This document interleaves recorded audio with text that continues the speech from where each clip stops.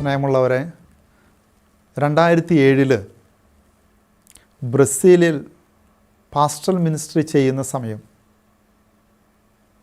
ഞാനവിടെ അടുത്തുള്ള പാരീഷിൽ പഠിപ്പിക്കാൻ പോകുമായിരുന്നു. അപ്പോൾ ഒരു ദിവസം ഒരു സിസ്റ്റർ എന്നോട് പറഞ്ഞു, അച്ഛാ, കഴിഞ്ഞ വർഷം ഇവിടുത്തെ കാറ്റഗിസം സ്റ്റുഡൻറ്റിനെ കൊണ്ട് ഞങ്ങൾ റിയോ ദി ഷനൈറോ, ബ്രസീലിലെ ഫേമസ് ആയിട്ടുള്ള സ്ഥലമാണ്, റിയോയിലേക്ക് പിക്നിക്കിന് പോയി.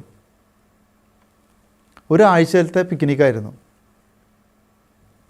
ഒരു ദിവസം കഴിഞ്ഞപ്പോൾ ഞങ്ങൾക്ക് താമസിക്കാനായിട്ട് സ്ഥലമൊരുക്കിയത് ഒരു ഹോസ്റ്റലിലാണ്.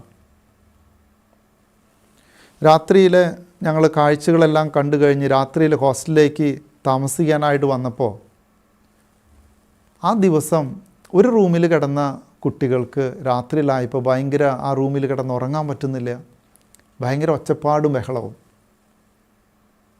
പിറ്റേ ദിവസം ആയപ്പോൾ ഞങ്ങൾ രാത്രിയിൽ എല്ലാവരും കൂടി ഒരുമിച്ച് കൂടിയിട്ട് ആ റൂമിൽ കയറി ഞങ്ങൾ ജപമാല ചൊല്ലാൻ തുടങ്ങി.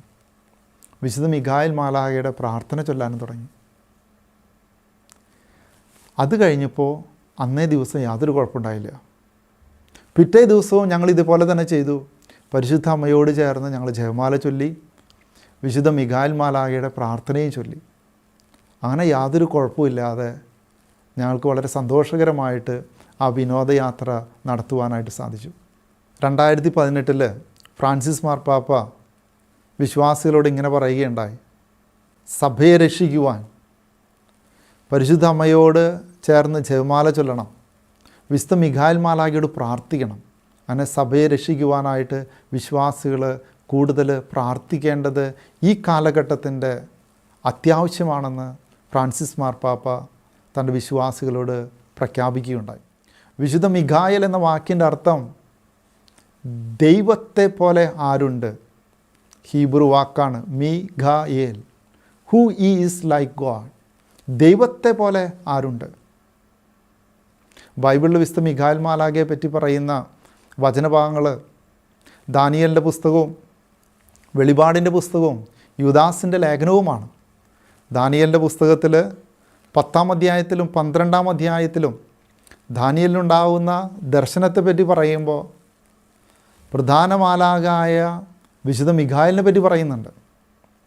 വെളിപാടിൻ്റെ പുസ്തകം 12-ാം അധ്യായത്തിൽ സ്ത്രീയും സർപ്പവും തമ്മിലുള്ള യുദ്ധത്തെപ്പറ്റി പറയുമ്പോൾ മിഖായേൽ മാലാഖ തൻ്റെ ദൂതന്മാരോടുകൂടി സർപ്പത്തിനെതിരെ പോരാടുകയും സർപ്പവും അവൻ്റെ ദൂതന്മാരും എതിർത്ത് യുദ്ധം ചെയ്യുകയും അവർ പരാജിതരായിട്ട് തീരുകയും ചെയ്യുക. ക്രിസ്തു തൻ്റെ കുരിശുമരണത്തിലൂടെ, തൻ്റെ പീഠാനുഭവത്തിലൂടെ സാത്താനെ പരാജയപ്പെടുത്തുകയാണ്.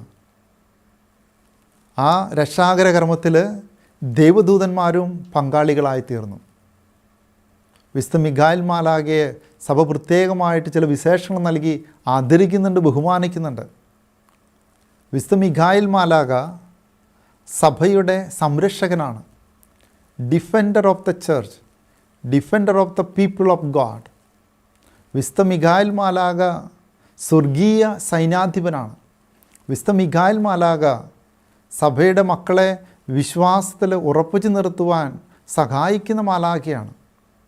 വിശുദ്ധ മിഖായേൽ മാലാഖ തൻ്റെ മക്കളെ പൈശാചിക ആക്രമണങ്ങളിൽ നിന്ന്, ബന്ധനങ്ങളിൽ നിന്ന് രക്ഷിക്കുവാൻ ശക്തിയുള്ളൊരു മാലാഖയാണ്. വിശുദ്ധ മിഖായേൽ മാലാഖയോട് പ്രാർത്ഥിക്കേണ്ടത്, വിശുദ്ധ മിഖായേൽ മാലാഖയുടെ മാധ്യസ്ഥ യാചിക്കേണ്ടത് ഇന്നിൻ്റെ ആവശ്യകതയാണ്. വിശുദ്ധ മിഖായേൽ മാലാഖയെ നമ്മെ പഠിപ്പിക്കുന്ന 2 വലിയ പുണ്യങ്ങളുണ്ട്. അതൊന്ന് ഫിഡിലിറ്റി ടു ഗോഡ്, ദൈവത്തിനോടുള്ള വിശ്വസ്തതയാണ്. 2 ഹ്യൂമിലിറ്റി, വിശ്വസ്തതയും എളിമയും വിശുദ്ധ മിഖായേൽ മാലാഖയിൽ നിന്ന് നമ്മൾ പഠിക്കേണ്ടതുണ്ട്. ദൈവത്തിനെതിരായിട്ട് ലൂസിഫർ സംസാരിച്ചപ്പോൾ എന്നെപ്പോലെ ആരുണ്ടെന്നുള്ള അഹങ്കാര ചിന്തയോടുകൂടി ലൂസിഫർ സംസാരിച്ചപ്പോൾ എളിമയോടുകൂടി മിഖായേൽ മാലാഖ ഷൗട്ട് ചെയ്തു, ഉദ്ഘോഷിച്ചു, ദൈവത്തെ പോലെ ആരുണ്ട്, ഹൂ ഈസ് ലൈക്ക് ഗോഡ്, മിഖായേൽ. ദൈവത്തെ പോലെ ആരുണ്ട്. അങ്ങനെ ദൈവത്തിൻ്റെ പക്ഷം ചേർന്നുകൊണ്ട് ദൈവത്തിൻ്റെ ശക്തിയാൽ സാത്താനെ പരാജയപ്പെടുത്തിയ മാലാഖയാണ് വിശുദ്ധ മിഖായേൽ മാലാഖ. വിശുദ്ധ മിഖായേൽ മാലാഖയോടുള്ള ഭക്തിയിൽ നമുക്ക് വളരാം. വിശ്വാസത്തിൽ വളരുവാൻ, പൈശാചിക ശക്തികളിൽ നിന്ന് നമ്മളെ രക്ഷിക്കുവാൻ, സഭയെ സംരക്ഷിക്കുവാനായിട്ട് വിശുദ്ധ മിഖായേൽ മാലാഖയോട് നമുക്ക് പ്രത്യേകമായിട്ട് പ്രാർത്ഥിക്കാം.